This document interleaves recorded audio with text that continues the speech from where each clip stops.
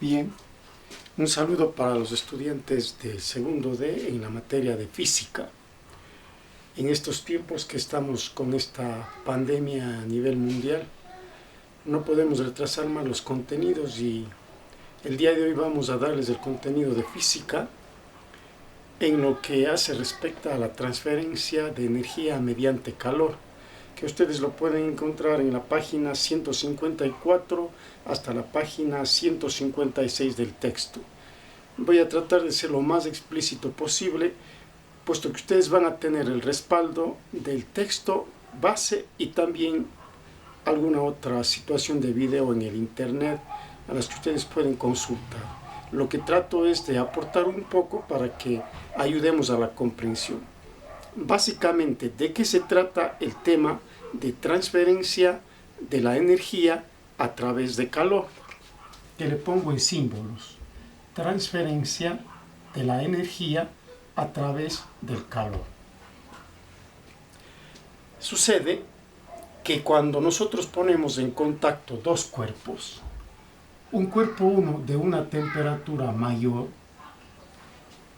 con otro cuerpo, llamémosle cuerpo 2, de una temperatura menor a la referente, los dos cuerpos se ponen en contacto.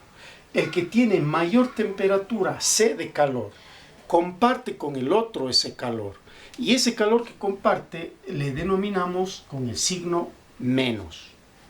En tanto que el cuerpo que tiene menos temperatura tiende a recibir el calor. Y al recibir ese calor le asignamos con el signo potencia. De otra manera de expresar decimos que el cuerpo de mayor temperatura cede energía y se representa con el signo menos. Que el cuerpo de menor temperatura absorbe energía y se le representa como una ganancia, con el signo más. Este intercambio, ¿hasta cuándo sucede?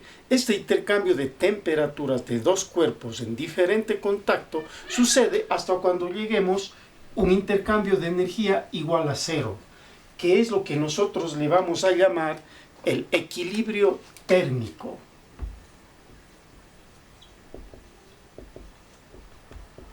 Equilibrio térmico.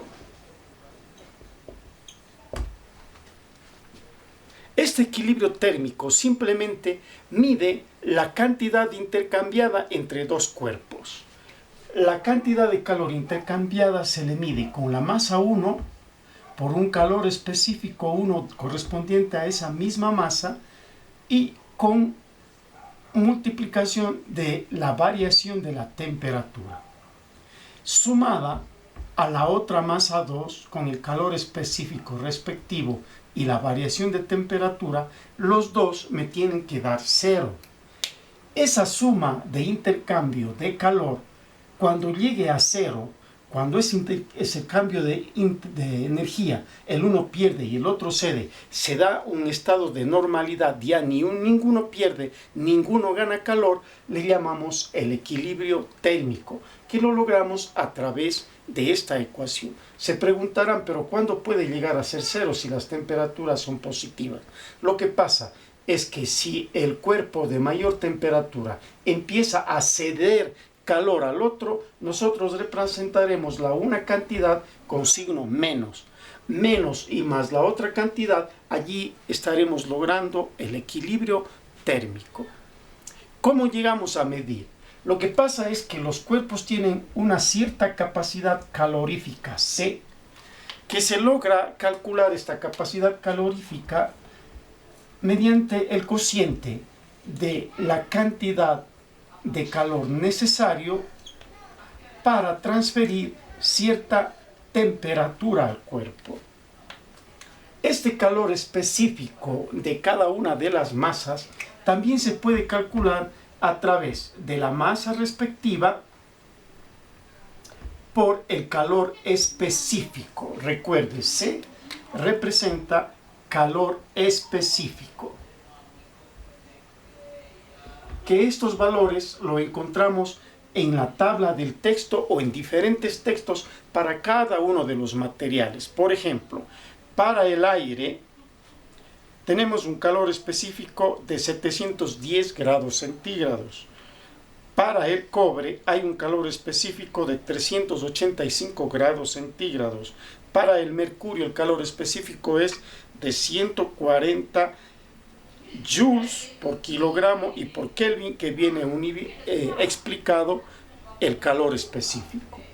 Entonces, si nosotros tenemos que la masa por el calor específico me da la capacidad calorífica, si yo despejo de esta fórmula, voy a obtener que la cantidad de calor necesaria para que se produzca un intercambio de un cuerpo a otro va a ser igual a la masa por el calor específico y por la variación de la temperatura.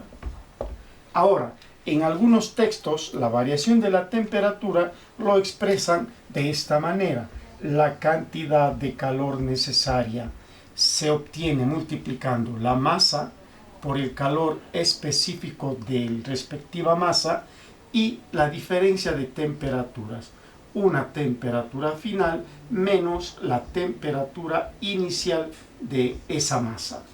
Con esta fórmula nosotros podemos calcular la cantidad de calor que un cuerpo intercambia con el ambiente o que un cuerpo intercambia con otra sustancia.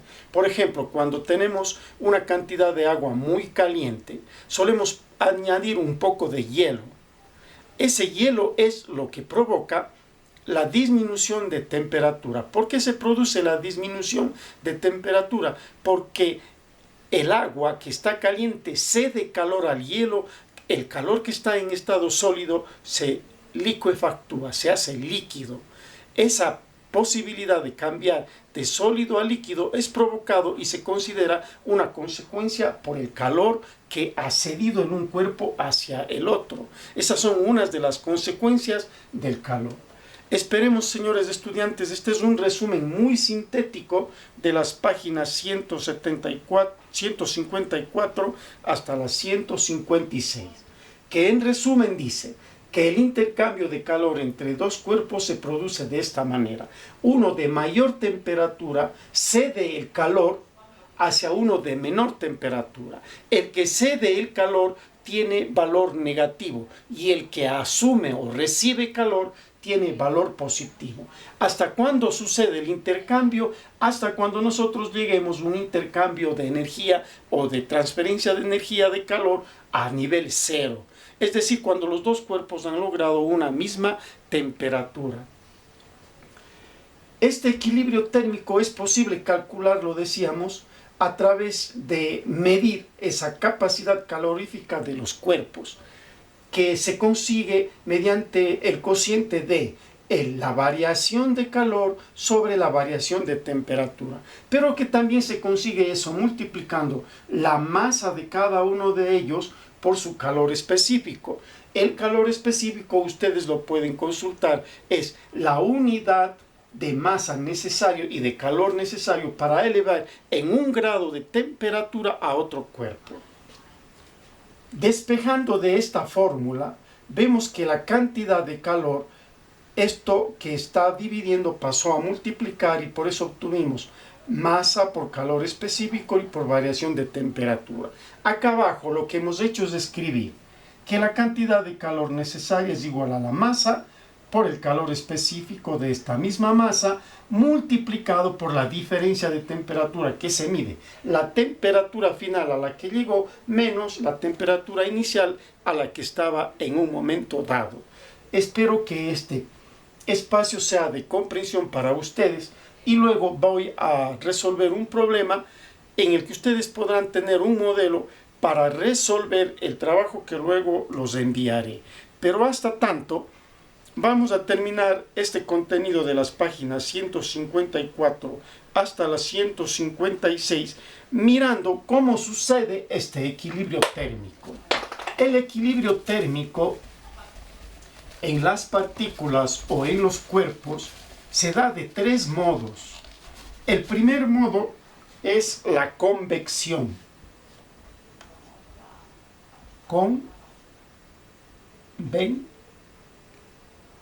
Convección. El segundo modo de intercambio de temperaturas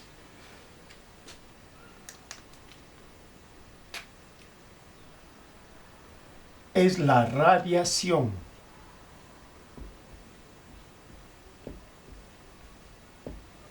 Convección, radiación y conducción.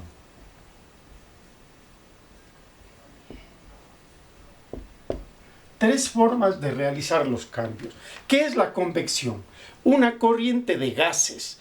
En la Tierra diríamos una corriente de aire que puede soplar en una masa de otro cuerpo de aire frío.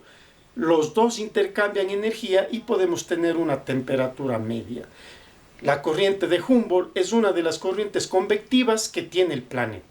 Es decir, ¿qué es convección? El intercambio de calor a través de aire o a través de intercambio de gases a diferente temperatura. ¿Qué es la radiación? Un ejemplo de la radiación para regular o transferir la energía lo tenemos con el sol. Cuando usted se expone al sol con su piel, su cuerpo y la energía solar del sol, los rayos infrarrojos, son los que intercambian con nuestras células energía que la transforman en vitamina D. Ese es un ejemplo de la radiación, aprovechar los rayos del sol para nosotros alimentarnos con vitamina D.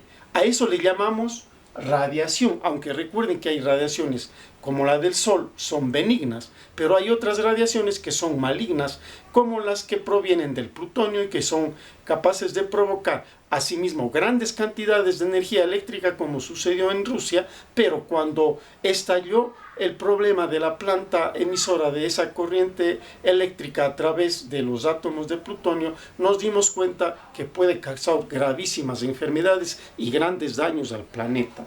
Pero con todo, la radiación es un tema de estudio en la física. Y por último tenemos la conducción.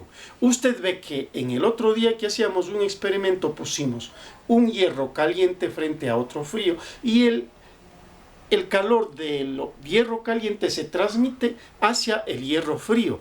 Eso es conducción y nos permite clasificar los materiales en muy buenos conductores y en otros en muy malos conductores. Por ejemplo, un buen conductor del calor decimos que son los metales. Un mal conductor del calor, ejemplo, decimos la madera, el caucho.